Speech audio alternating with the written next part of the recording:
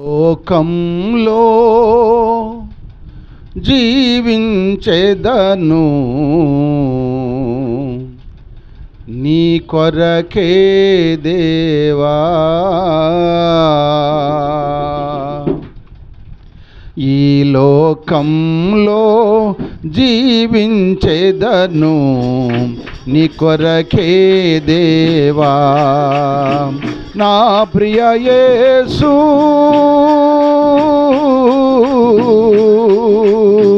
నా ప్రియ యేసు, నాకు లేరు ఎవ్వరు నీలా ప్రేమించెవారు. నీవే నా ప్రాణ ప్రియుడవు యేసు, నీవే నా ప్రాణ ప్రియుడవు యేసయ్యా, నీవే నా ప్రాణ ప్రియుడవు. ఈ లోకంలో జీవించెదను నీ కొరకే దేవా,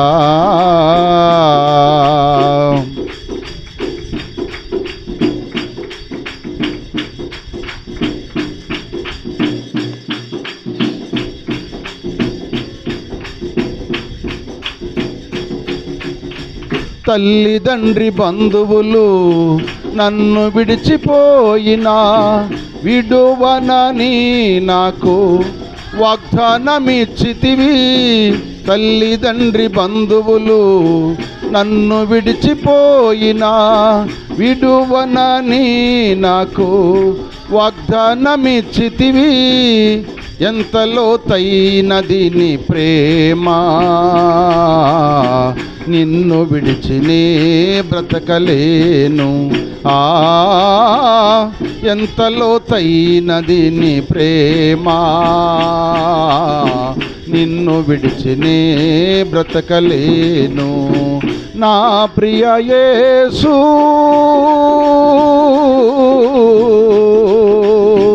నా ప్రియ యేసు, నాకు లేరు ఎవ్వరు నీలా ప్రేమించెవారు.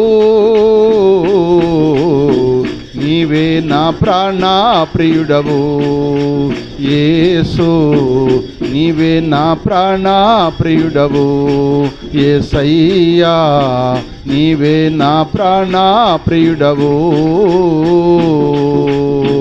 కొట్టో చప్పట్లో దేవుని కనపరుచుకుందాం.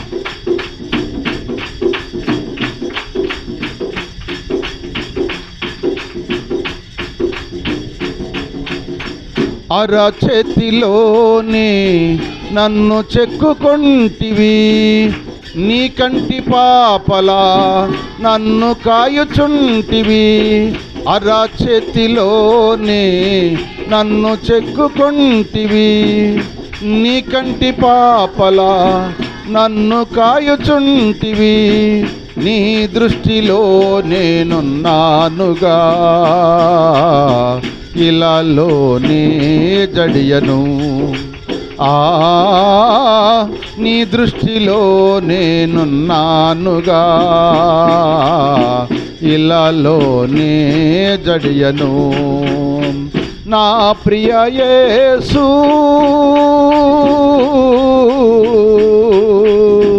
నా ప్రియ యేసు, నాకు లేరు ఎవ్వరు. నా ప్రియ యేసు, నాకు లేరు ఎవ్వరు నీలా ప్రేమించెవారు. నీవే నా ప్రాణ ప్రియుడవు యేసు, నీవే నా ప్రాణ ప్రియుడవు యేసయ్యా, నీవే నా ప్రాణ ప్రియుడవు. ఈ లోకంలో జీవించెదను నీ కొరకే దేవా, ఈ లోకంలో జీవించెదను నీ కొరకే దేవా.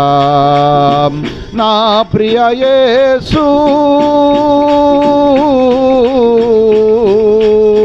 నా ప్రియ యేసు, నాకు లేరు ఎవ్వరు. నా ప్రియ నాకు లేరు ఎవ్వరు నా ప్రియ యేసు. అలాగే నా ప్రియ యేసు, నాకు లేరు ఎవ్వరు నీలా ప్రేమించేవారు. నీవే నా ప్రాణ, నీవే నా ప్రాణ ప్రియుడవు యేసయ్యా, నీవే నా ప్రాణ ప్రియుడవు యేసయ్యా, నీవే నా ప్రాణ ప్రియుడవు. Praise the Lord. హల్లెలూయా. నిజంగా మనకి ఎవరున్నారు చెప్పండి? ఆయన తప్ప మనకెవరు లేరు. ఆయనే మన ప్రాణ ప్రియుడు. ఆయనే మన అరచేతులతో చెక్కున్నాడు. ఆయన కంటి పాపలాగా మనని కాపాడుతున్నాడు. మన కంటిని రెప్పెలా కాపాడిద్దో అలా యేసయ్య మనందరినీ కాపాడుతున్నాడు గనక ఆయన దృష్టిలో మనం ఉన్నాం గనక ఎవరికి మనం భయపడిన పని లేదు అని వాక్యం చదివిస్తుంది. హల్లెలూయా. ఇక మంచిది. ఇప్పుడు ఈ నోవా కోడళ్ళ గురించి కొన్ని మాటలు ధ్యానం చేసుకుందాం. అసలు నోవా గారు వాడకట్టక ముందు ఆయన వయసు ఎంత అంటే 500 సంవత్సరాలు. నోవాకు వయసు ఎంత చెప్పండి? నోవా గారి వయసు 500 సంవత్సరాలు. 500 సంవత్సరాలప్పుడు దేవుడు ఆయనతో మాట్లాడి వాడ సిద్ధపరచమన్నాడు. ఆయన వాడ కట్టి ఆ వాడలో ప్రవేశించేటప్పటికి ఆయన వయసు 600 సంవత్సరాలు. ఎన్ని సంవత్సరాలు? 600 సంవత్సరాలు. 600 సంవత్సరాలు అయిన తర్వాత చూడండి ఆ మాట. అది కాదురా నేను చెప్పేది.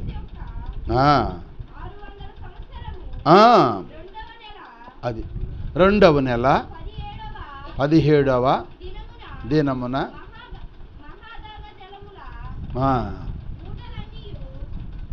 సరే నేను చెబుతాను. ఇప్పుడు ఆయన నోవాకు వాడలో ప్రవేశించినప్పుడు నోవాకు భార్య, నోవాకు కుమారులు, నోవాకు కోడళ్ళు కూడా వాళ్ళ వయసు ఎంత, ఆయన వయసు ఎంత అంటే 600 ఏళ్ళకి వాళ్ళకి వెళ్ళారు. వాళ్ళ నుంచి బయటకు వచ్చేటప్పటికి ఆయన వయసు ఎంత అంటే 601 సంవత్సరం మీద 2 నెలలు. అంటే సంవత్సరం మీద 2 నెలలు వాళ్ళలో నివసించారు వాళ్ళు. 13 వచ్చింది చదవండి. 8వ అధ్యాయం 13 వచ్చింది చదవండి. ఎన్నో సంవత్సరం? ఇప్పుడు 600కి వాళ్ళలోకి వెళ్ళాడు. 600కి వాళ్ళలోకి వెళ్ళాడు. ఇప్పుడు వాళ్ళు ఎన్నాళ్ళు ఉన్నాడంటే ఆయన బయటికి రావడానికి కారణం చూడండి. 601వ సంవత్సరము మొదటి నెల తొలి దినమున నీళ్లు భూమి మీద నుండి ఇంకిపోయాను. నోవాకు వాడ కప్పు తీసి చూసినప్పుడు నేల ఆరి ఉండెను. 2వ నెల 27వ దినమున అది అంటే ఇప్పుడు ఎన్ని సంవత్సరం ఎంత పట్టింది వాళ్ళ నుంచి బయటకు వచ్చేసరికి? సంవత్సరం మీద 2 నెలల 21 రోజు. ఎన్ని రోజులు? 2 నెలలు అంటే 14 నెలల 21 దినం పట్టిందంట. ఎక్కడ వాళ్ళు ఎన్నాళ్ళు కాపురం చేశారు? సంవత్సరం మీద 2 నెలల 21 దినం కాపురం చేశారు. ఈ 2 నెలలు 21 దినములో భూమి మీద ఉన్న సమస్త జీవులన్నీ దానిలో ఉన్న ఏ ఉన్నాయి? పవిత్రమైనవి ఉన్నవి.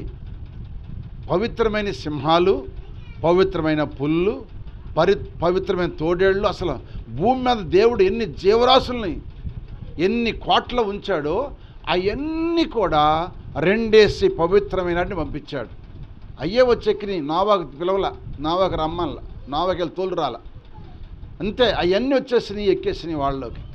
అవి పవిత్రమైనవి కనుక నేను అనుకుంటున్న వాళ్ళలో 14 నెలల 21 రోజు ఉన్నారు. ఈ 14 నెలల 21 రోజుల్లో వాళ్ళు ఎక్కారు, విధేయత కలిగి ఉన్నారు. అంటే మొట్టమొదటి వాళ్ళు ఏముందంటే వివేచన ఉంది. కోడళ్ళు ఏమని చెప్పండి? వివేచన కలిగిన వారు కనుక జలప్రల నుంచి తప్పించుకున్నారు. అంటే దేవుని మాట, మామగారి మాట విన్నారు కనుక వారు కూడా తప్పించుకుని జలప్రల నుంచి తప్పించుకుని వాళ్ళు ఉన్నారు. వాళ్ళు ఉన్న తర్వాత ఈ 14 నెలలు అంటే సంవత్సరం మీద 2 నెలల 21 రోజు ఏం చేయాలి? ఇప్పుడు అక్కడ ఏం చేయాలి? వాళ్ళు ఏం చేయాలి చెప్పండి? ఆ జంతువులకి ఆహారం పెట్టాలి, పక్షులకు పెట్టాలి, అన్నిటికీ పెట్టాలి. ఏ ఆహారం వాటికి పెట్టడానికి ఆహారం అంతా కూడా సమకూర్చాడంట దేవుడు. హల్లెలూయా. చాలా ఆశ్చర్యం అనమాట అవన్నీ చూస్తుంటే. మరి జంతువులకు ఆహారం ఎక్కడ దేని ఆహారం దానికి పెట్టాలి, లేదా చచ్చిపోతాయి కదా అవి కూడా. కనుక వాటికి పెట్టాలి. కనుక వారు వివేచన కలిగి వాళ్ళలో వెళ్ళారు. వాళ్ళలోకి వెళ్ళంటే గ్రహింపగలిగిన వారు కనుక వాళ్ళు ఎక్కేది జలప్రళయం నుంచి మరణం నుంచి తప్పించుకున్నారు, మా మాట విన్నారు. తర్వాత వాళ్ళు రెండో విషయం ఏంటంటే వారిలో ఒక చక్కని లోబడే స్వభావం ఉందంటే ఎవరికి నోవా గారి కోడళ్ళకి. రెండో మాట ఏంటంటే వారు లోబడే అనుభవం ఉందంట. ఒక మాట మీకు జ్ఞాపకం చేస్తాను. పేతురు రాసిన మొదటి పత్రిక చూడండి, 5వ అధ్యాయం 5వ వచనం చదవమ్మ. చిన్నలారా, పేతురు రాసిన మొదటి పత్రిక 5వ అధ్యాయం 5వ వచనం. మీరు పెద్దలకు ఏం చేయాలంట? అది ఏం చేయాలి? ఇప్పుడు చిన్నవారు ఎవరికి లోబడాలి? అది అని బైబిల్ చెబుతుంది. అంటే పెద్దవారికి లోబడాలి. పెద్దవారు అంటే వయసులో పెద్దవారు. రెండవది అనుభవంలో పెద్దవారికి లోబడాలి. స్తోత్రం చెప్పండి. అనుభవంలో కూడా చిన్నవాళ్ళు అయినా అనుభవం చెబుతారు చూడండి. అనుభవం కలిగిన వాళ్ళు లోబడాలి. పెద్దోళ్ళు కూడా అల్లరసిల్లరగా బూతులలో ఉంటారు, వాళ్ళకి లోబడమని కాదు నేను చెప్పేది. పెద్దోళ్ళు కూడా వయసు పెద్దోళ్ళే కానీ బుద్ధిలో పెద్దోళ్ళు కదా. బుద్ధిలో వాళ్ళు పెద్దోళ్ళు కాదండి, వయసులో పెద్దోళ్ళు, బుద్ధి లేని వాళ్ళు, బుద్ధి లేని మాటలు మాట్లాడుతుంటారు, లోకసమైన మాటలు మాట్లాడుతుంటారు. అటువంటి వాళ్ళు కాదు మనం లోబడేది. అటువంటి వాళ్ళకి ఏం చేయాలంటే ఎదురు చెప్పి వారిని ప్రవర్తన సరి చేసుకోమని చెప్పాలి. అందుకని చిన్నలారా మీరు పెద్దలకు లోబడమంటే, పెద్దలంటే ఎవరంటే చెప్పండి, అనుభవం కలిగిన వారు ఉండాలి. అనుభవం కలిగి జ్ఞానయుక్తమైన మాటలు మాట్లాడే పెద్దలకు మనము లోబడి జీవించాలి. దేవుని స్తోత్రం. హల్లెలూయా. కనుక మనం లోబడి జీవించి ఉండాలి. అందుకని ఈ కోడళ్ళలో స్వభావం ఏంటంటే లోబడే స్వభావం ఉంది. మామగారు మంచివాడు, అత్తగారు మంచిది కనుక వారి మంచితనం బట్టి వారు చెప్పిన ప్రకారంగా వారికి లోబడ్డారు. రెండో పాయింట్ ఏంటంటే వారిలో ఏముందంటే లోబడే స్వభావం ఉంది. లోబట్టంలో కూడా ఎట్లా లోబడాలంటే ఎవరికి లోబడాలనేది కూడా ఇక్కడ చెప్పాడు కదా. చిన్నలారా పెద్దలకు లోబడి ఉండు అన్నాడు. లోబడే మాటలో అదే ఒక మాట పాత నిబంధనలు చెబుతాడు. ఒక మాట చూడండి, లేవీకాండం 19వ అధ్యాయం. లేవీకాండం 19వ అధ్యాయము 32వ వచనంలో ఒక మాట చెబుతాడు. చదవండి. లేవీకాండం 19:32. నేను తల మెరిసిన వారి ఎదుట లేచి ముసలివాని ముఖమును ఘనపరచి నీ దేవునికి ఎవరికంట ఎవరిని గణపరచాలి? తలకాయ మెరిసిన వారిని గణపరచాలంట. దేవుని స్తోత్రం చెప్పండి. ఉందా లేదా బైబిల్లో? అందుకంటాడు నెరిసిన తలంట సొగసైన కిరీటం అంటాడు. ఈనాడు సేవకులు కూడా నెరిసిపోతే రంగులు వేస్తున్నారు. అంటే దేవుని దృష్టిలో అది సొగసైన కిరీటం కదా. ఆ సొగసైన కిరీటానికి ఏం చేస్తారంట? ఆ కిరీటంగా ఉంచుకోవట్లే వాళ్ళు. ఏం చేస్తారని చెప్పండి? దానికి రంగు పూస్తున్నారు. ఏం పోతున్నారు చెప్పండి? రంగు పూస్తున్నారు. రంగు పూస్తే దాన్ని ఏమంటారంటే వేషధారణ అంటారు. ఏమంటారు చెప్పండి? వేషధారణ బ్రతుకు. వేషధారణ బ్రతుకు. వయసు ముసలిదే కానీ సూపులకి కుర్రోడుగా బతకాలని, అంటే దాన్ని ఏమంటారంటే వేషధారణ బ్రతుకు అంటారు. అంటారా? ఇప్పుడు సినిమా ఆటలందరూ ఉన్నారంటే వాళ్ళందరూ ఏమవుతున్నారు? మేకప్ వేసుకుంటే కదా కుర్రోళ్ళగా కనపడుతుంది. మేకప్ తీసేస్తే వాళ్ళకు కూడా బట్టతల, ఏమండి, వాళ్ళకు ఇంటికి కూడా మెరిసిపోయి వాళ్ళ మొహం కూడా సొట్టలు పడిపోయి మడతలు పడిపోయి ఉండిద్ది. మేకప్ వేసరికి ఏమవుతారు చెప్పండి? మాట్లాడతలేరు తల్లులారా, కుర్రోళ్ళు కనపడతారు.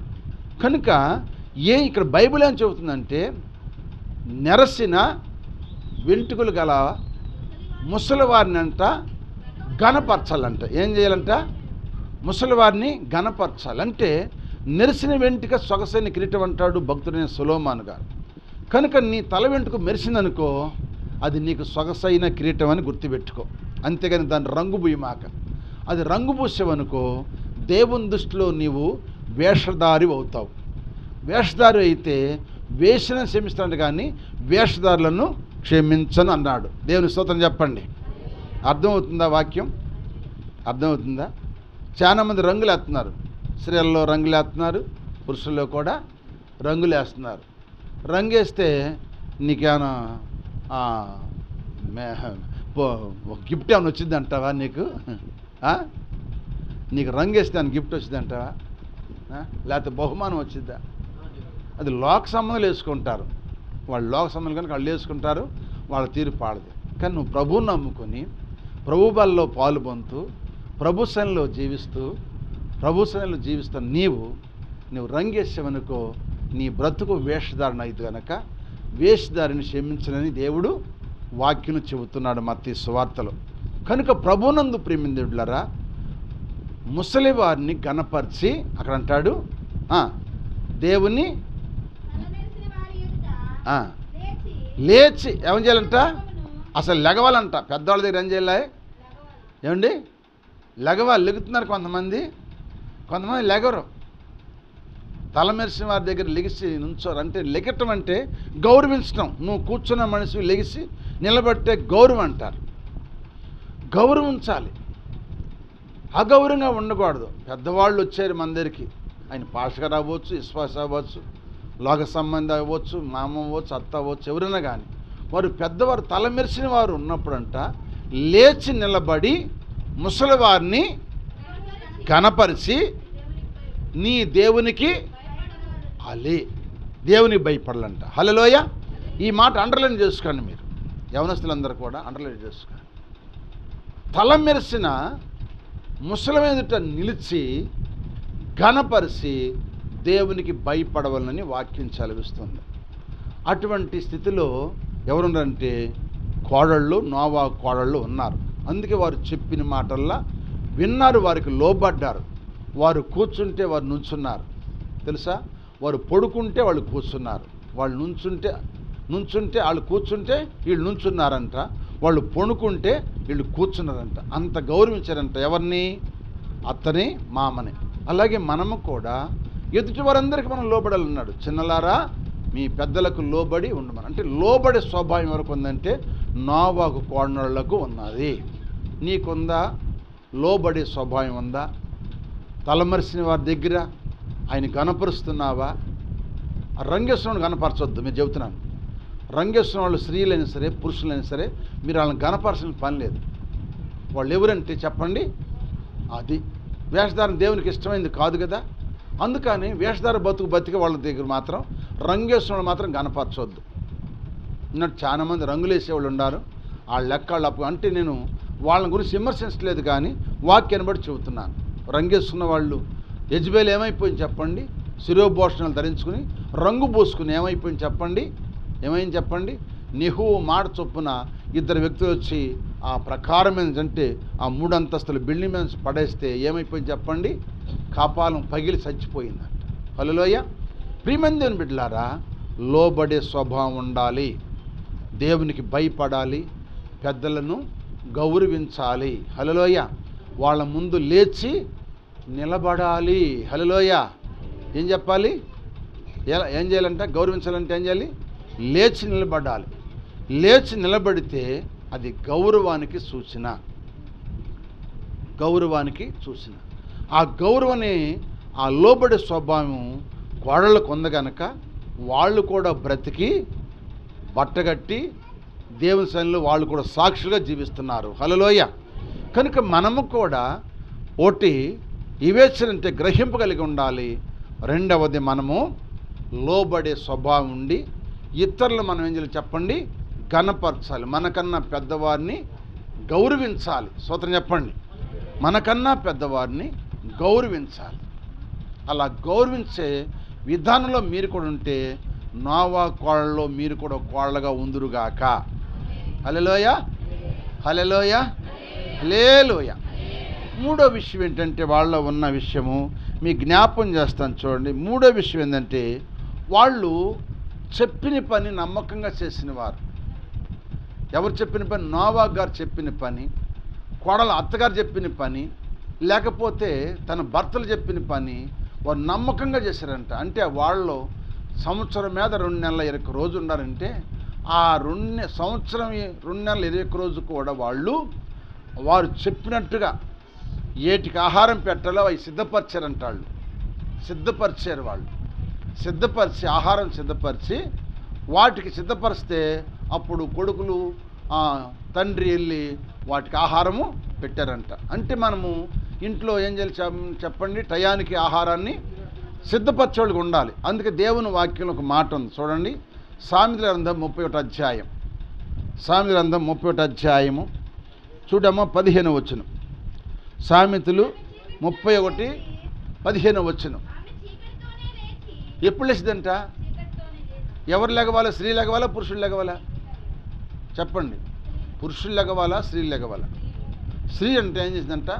ఆమె చీకటితో లేచి తన ఇంటి వారికి ఏమి సిద్ధపరిచిందంట? భోజనము. అది ఏం చేయాలంటే ఇప్పుడు ఈ నోవా కోళ్ళలో ఉన్న 3 అనుభవం ఏంటంటే వారు చీకటితో లేచేవాళ్ళు. అంటే తెల్లవారుజామునే లేచేవాళ్ళంట. లెగిసి ఏం సిద్ధపరిచారు? భోజనము. ఎవరు ఆహారం వాళ్ళకి ఈ 3 సిద్ధపరిచారు. శత్రుపాత్ జంతువులన్నిటికీ ఇంట్లో వారికి ఆహారం సిద్ధపరిచారు. సిద్ధపరిస్తే ఆ సిద్ధపరిచిన ఆహారాన్ని ఇప్పుడు మామగారు భర్తలు ఎత్తుకెళ్ళి ఆ జంతువులు పెట్టేవాళ్ళంట. దేవుని స్తోత్రం, హల్లెలూయా. అంటే ఎంత విధేయత కలిగిన వాళ్ళు, ఎంతగా చెప్పిన మాట విన్నారో చూడండి. చీకటితో లేచి ఆమె పని చేయటం గొప్ప ధన్యత. ఏ స్త్రీ అయితే చీకటితో లేచి పని చేసుకునిద్దో ఆ కుటుంబం ఆశీర్వదించబడిద్దండి. ఏ స్త్రీ అయితే బద్ధకంగా లేవకుండా 8 దాకా పండుకునిద్దో ఆ కుటుంబాన్ని దరిద్రం తెచ్చుకోవటమే. ఆ కుటుంబాన్ని దరిద్రం తెచ్చుకుంది అంటే స్త్రీయే.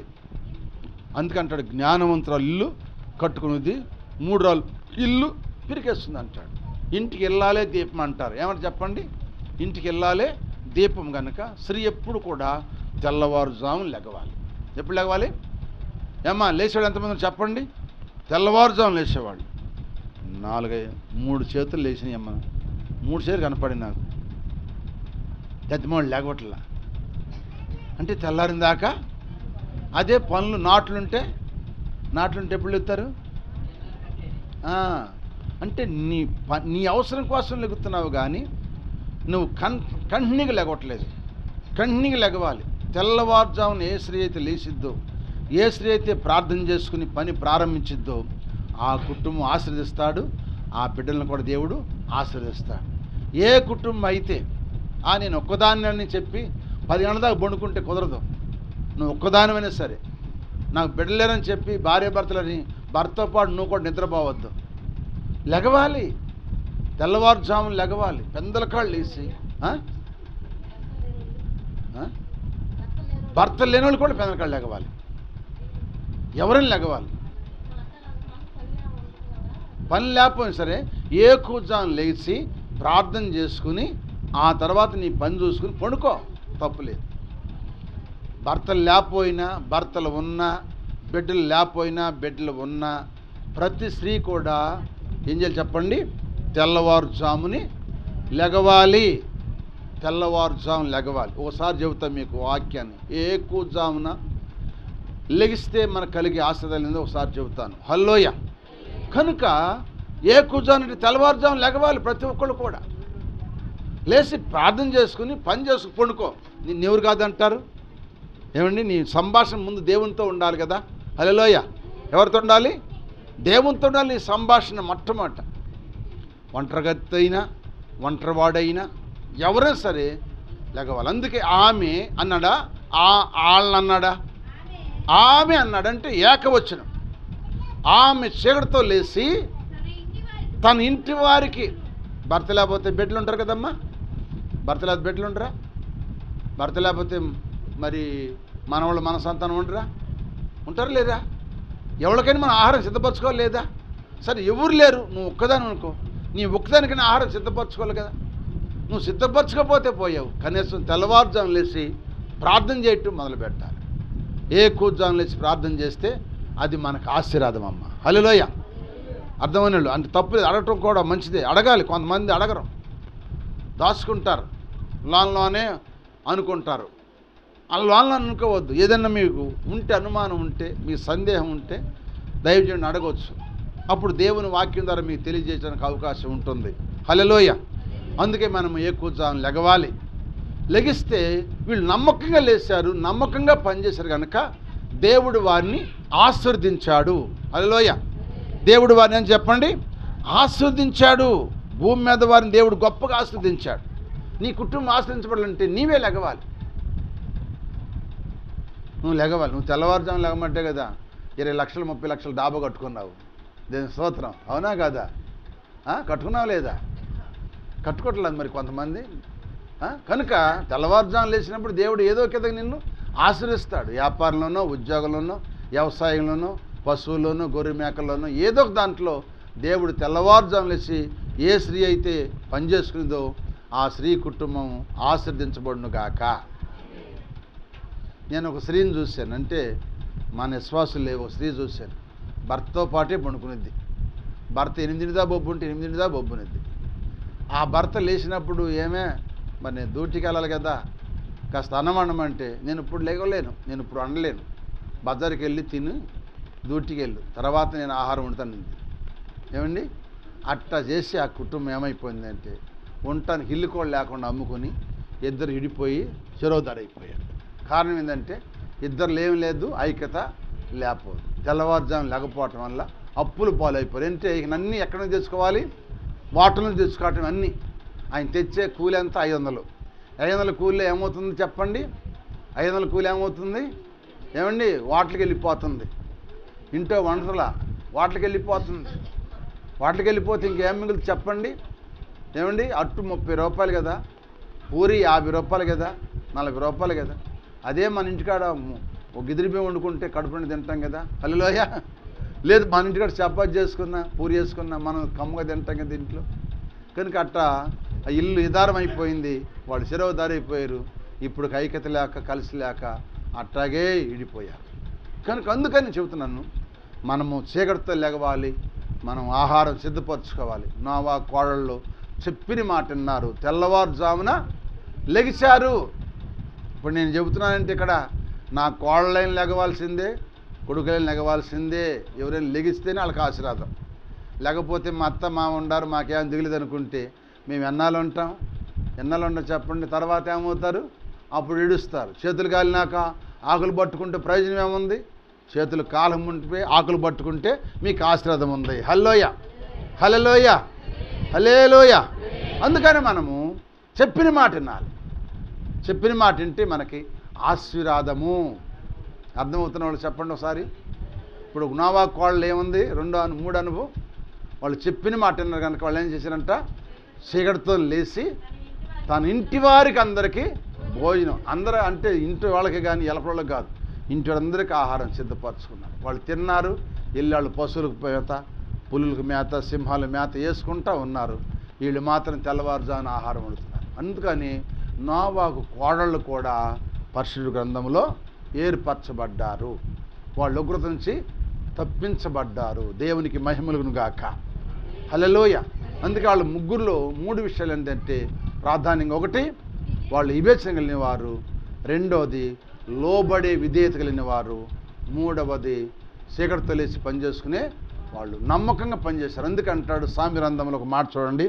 సామెత గ్రంథము 28 అధ్యాయం 20 వచనం. సామెత గ్రంథం 28 అధ్యాయం 20 వచనం. నమ్మకమైన వానికి దీవెనలు ఎవరు కలుగుతాయంట? అంటే మెండుగంటే ఏంటంటే కలిగేది దీవెన. నీ ఇంట్లో నీకు మెండైన దీవెనలు రావాలంటే నువ్వు నమ్మకంగా ఉండాలి. స్తోత్రం చెప్పండి. నమ్మకంగా ఉన్న వానికి దీవెనలు మెండుగా ఉండు. నమ్మకంగా ఉన్నాడు యోసేపు ఐగుప్తులో 2వ రాజుగా దేవుడు ఆయన్ని మెండుగా దీవించాడు. దేవుని స్తోత్రం, హల్లెలూయా. అలాగే నమ్మకంగా ఉంది ఎస్తేరు షోషాను కోటలో నమ్మకంగా పనిచేసి నమ్మకంగా ఆయన మాట ఉంది కనుక ఆమె ఆ షోషాను కోటకి ఏమైంది చెప్పండి? రాణయ్యింది. నీవు నేను కూడా నమ్మకంగా, నమ్మకస్తులను కనిపెడుతున్నాడు దేవుడు. నమ్మకంగా ఉండు, నీ కుటుంబాన్ని దేవుడు మెండుగా దీవించును గాక.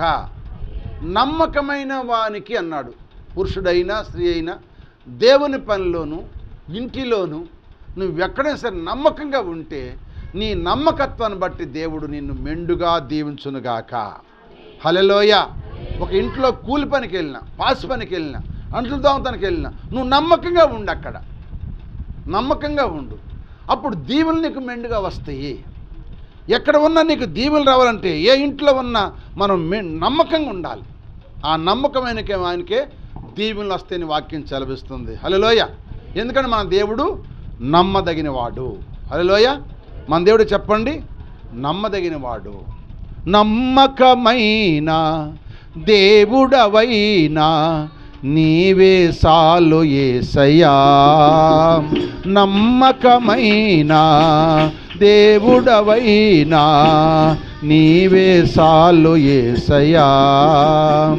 నేనేమయ్యున్నా, ఏ స్థితిలో ఉన్నా, నేనేమయ్యున్నా, ఏ స్థితిలో ఉన్నా ఇంకేమి కోరుకోనయా, ఇంకేమి కోరుకోనయా. నమ్మకమైన దేవుడవైనా నీవే సాలు యేసయ్యా. హల్లెలూయా. నమ్మకంగా ఉండరంట ఆ కోడళ్ళు. కోడళ్ళు అంటే ఇప్పుడు చెప్పండి, స్త్రీలు. స్త్రీలు అనగా సంఘాలు. స్తోత్రం చెప్పండి. స్త్రీలు అనగా ఆత్మ సంబంధం. ఇందాక ఇప్పుడు చెప్పింది మీకు శరీర సంబంధం చెప్పాను. ఇప్పుడు ఆత్మ సంబంధం ఏంటంటే స్త్రీలు అనగా సంఘాలు. స్త్రీ అంటే సంఘము, స్త్రీలు అంటే సంఘాలు. అంటే కోడళ్ళు అన్నాడు. అంటే కోడళ్ళు అంటే ముగ్గురు లేకపోతే 30 మంది అయినా కోడళ్ళు. లు అంటే బహువచనం కనుక అందరూ వస్తారు. కోడలు అంటే ఏకవచనం కనుక సంఘాలు. సంఘాలు ప్రపంచంలో ఎన్నో సంఘాలు ఉన్నాయి. ఈ సంఘాలన్నీ ఎవరికి కోడళ్ళు అవ్వాలంటే యెహోవా దేవునికి కోడలుగా ఉండాలి. యెహోవా దేవుని కుమారుడు ఎవరు? యేసు ప్రభువారు. యేసు ప్రభువారు ఎవరి కుమారుడు? యెహోవా దేవునికి కుమారుడు. అర్థం చేసుకోండి, కుమారుడు. కుమారుడికి భార్య ఎవరంటే సంఘము. కుమారుడు అంటే ఎవరు? యేసుక్రీస్తు వారు. యేసుక్రీస్తు వారికి భార్య ఎవరంటే సంఘమని కోడలు. స్తోత్రం చెప్పండి. సంఘమనే స్త్రీ. ఈ సంఘమనే స్త్రీ ఆయనకి భార్యగా ఉండాలి. ఎవరికి? యేసుప్రభు వారి. చదవండి, కొరింథీయులకు రాసిన 2వ పత్రిక 11వ అధ్యాయం 2వ చదువమ్మ. 2 కొరింథీ. దేవాసక్తితో మీ ఎడల ఆసక్తి కలిగి ఉన్నాను.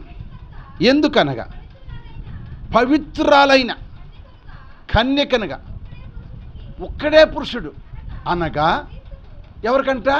క్రీస్తు. అంటే యేసు క్రీస్తుకు మనల్ని ప్రదానం చేసేది ఎవరు? అపోస్తలుల పౌలు గారు. అర్థం చేసుకోండి. ఇక్కడ ఇప్పుడు క్రీస్తుకు మనల్ని ప్రదానం చేసే కనుక ఇప్పుడు మనకు పెళ్ళి రాబోతుంది. పెళ్లి చేసుకోబోతున్నాడు. ఎప్పుడు అంటే ఇప్పుడు ప్రదానం చేయబడ్డాం. ప్రదానం అంటే బాప్తిసం మొదట ప్రదానం చేయబడ్డామని అర్థం. హల్లెలూయా. అమ్మా వినండి, ప్రదానం చేయబడటం అంటే బాప్తిసం పొందిన వాళ్ళందరూ కూడా ఎవరికి ప్రదానం చేయబడ్డామంటే యేసుక్రీస్తు వారికి ప్రదానం చేయబడ్డాం. ఇప్పుడు యేసుక్రీస్తు వారు అంటే నాకు నీకు భర్త. స్తోత్రం చెప్పండి. ఆయన భర్త, మనం ఆయన భార్య. హల్లెలూయా. భార్యగా ఉండాలంటే నువ్వు ఎట్లా ఉండాలి? నమ్మకంగా ఉండాలి. మొదట వివేచన కలిగి ఉండాలి. రెండవది లోబడే స్వభావం ఉండాలి. మూడవది నమ్మకంగా నీవు ఉండాలి. ఈ 3 విషయాలు నువ్వు నమ్మకంగా ఉంటే నువ్వు ఎవరి భార్య అవుతావంటే యేసుక్రీస్తు వారికి నువ్వు భార్య అవుతావు. ఇప్పుడు ఎవరి కోడలు అవుతావంటే యెహోవా దేవుడికి నువ్వు కోడలు అవుదుగాక. అల్లు చెప్పండి. అర్థమైందా? అర్థమైందా? అర్థమైందా? అర్థమైందా? అది యేసుప్రభుని చాలాసార్లు అయ్యా మీ తండ్రిని చూపించమంటే యేసుప్రభు అన్నాడు, నన్ను చూసినవాడు నా తండ్రిని చూసినట్టు అన్నాడు. అంటే తండ్రి పోలిక బిడ్డకి, బిడ్డ పోలిక తండ్రి. అంటే తండ్రి బిడ్డ ఒకే పోలికలు ఉంటారని చెప్పాడు అనమాట. కనుక తండ్రి యెహోవా దేవుడు, కుమారుడు ఎవరంటే ఆయన కుమారుడిని యేసు. అందుకంటాడు దేవుడు లోకమును ఎంతో ప్రేమించి తన అద్వితీయ కుమారుడు అంటే ఏకైక కుమారుడు. అద్వితీయ కుమారుడు అంటే ఏకైక కుమారుడిని లోకమునకు పంపాను. స్తోత్రం చెప్పండి. యెహోవా దేవుని కుమారుడు ఎవరనగా యేసుక్రీస్తు వారు. ఇప్పుడు యేసుక్రీస్తు వారికి భార్య ఎవరంటే చెప్పండి, సంఘము. ఈ సంఘమే నోవా కోడళ్ళు. స్తోత్రం చెప్పండి. మరి నోవా కోడళ్ళు ముగ్గురు, ఆ ముగ్గురు కోడళ్ళు ఎట్టున్నారు? ఒకటి వివేచన కలిగి ఉన్నారు, అంటే గ్రహించే వారికి ఉన్నారు. రెండవది లోబడి విధేయత కలిగి ఉన్నారు. మూడవ చెప్పిన మాట వారు విన్నారు. మనము కూడా చెప్పండి, గ్రహించే వారిగాను, విధేయత కలిగి భయభక్తి కలిగిన వారుగాను, మూడవది ఆయన మాట వినేవారుగా మనం ఉంటే యేసుక్రీస్తు వారి భార్యలు అవుతాము, యెహోవా దేవుడికి మనము కోడళ్ళు అవుతాము. హల్లెలూయా. ఆ కోడలుగా ఉంటాను సిద్ధపడతావా? సిద్ధపడవా? నేను అక్షరార్థంగా చెప్పాను, ఆత్మానుసారం కూడా చెబుతున్నాను. అర్థమైన ఒకసారి సూత్రం చెప్పండి. అర్థమైంది కదా? ఇప్పుడు ఎవరి కోడలు అవ్వాలి మనం? సంఘం ఎవరికి కోడలు అంటే యెహోవా దేవుని కోడలు. సంఘం ఎవరికి భార్య అంటే యేసుక్రీస్తు వారు మన రక్తంతో కొన్నాడు కనుక ఆయన భార్యలు మనం. ఆయన కొన్నాడు, రక్తంతో కొన్నాడు, అంటే కట్నం వెలవిచ్చి కొన్నాడు మనల్ని. హల్లెలూయా. వెలవిచ్చి కొన్నాడు కనుక మనం కొన్నాడు. ఇప్పుడు పురుషుల్ని కొంటున్నారు స్త్రీలు. అప్పుడు ఆ రోజుల్లో పురుషులే స్త్రీలను కొనుక్కునేవాళ్ళు, అందుకే దాన్ని ఓలి అనేవాళ్ళు. ఏమని చెప్పండి? ఓలి ఇచ్చి కొంటాం, నేను ఓలి ఇచ్చి కొన్నాను అనేవాళ్ళు. సూత్రం చెప్పండి. ఇప్పుడేమన్నారు? వాళ్ళు ఇస్తున్నారు ఓలి, వాళ్ళు కొంటున్నారు మన. ఎవరాళ్ళు? స్త్రీలే కొంటున్నారు లక్షలు ఇచ్చి. మేమే లక్షలు ఇస్తున్నాం, మీకు దడిచేది ఏంటి? మేము ఉద్యోగాలు చేస్తున్నాం, మేము లక్షలు తెచ్చాం, మీకు లోబడిది ఏంటి అంటున్నారు ఇప్పుడు. హల్లెలూయా. అంటలేదా? కొన్ని చోట్ల అంటున్నారు. ప్రియమైన దేవుని బిడ్డలారా, ఇది నోవాహు కోడళ్ళ చరిత్ర కనుక అందుకని నోవాకు యేసుప్రభు యెహోవా దేవునికి తండ్రికి సాదృశ్యంగా ఉన్నాడు.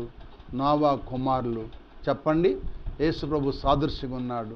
కోడళ్ళనే సంఘము ఆయనకి భార్యగా ఉన్నది కనుక మనమందరము ఆయన కోడళ్ళగాను ఆయన భార్యగాను మనం ఉన్నట్టయితేనే ఇందా చెప్పిన వాక్యంలో పరిశుద్ధ ఆయన పట్టణము పరిశుద్ధ పర్వతం మీద ఉన్నది, పునాది వేయబడింది కనుక ఆ పునాది కలిగిన పట్టణంలో మనందరము ఉందుముగాక. అట్టి కృపా దీవెన పరిశుద్ధాత్ముడు మనం దయచేయాలని ప్రార్థన చేసుకుందాం. దేవుడి కొద్ది వాక్యము మనందరి ఎన్నికల్లో దీవించునుగాక. తల్ల వంచండి, ప్రార్థన చేసుకుందాం. తల్ల వంచండి, ప్రార్థన చేసుకుందాం. అర్థమైన నోరు తెరిచి ప్రార్థన చేయండి. మీకు అర్థమైతే వాక్యం, నోవాకు లాంటి కోడళ్ళ లాంటి అనుభవం నీకుందా? అందరూ మోకరించి ప్రార్థనలో ఏకీవించండి. అందరూ ప్రార్థనలు ఏకీవించి నోవాకు కోడళ్ళ లాంటి జీవితం నాకు దయచే ప్రభువా.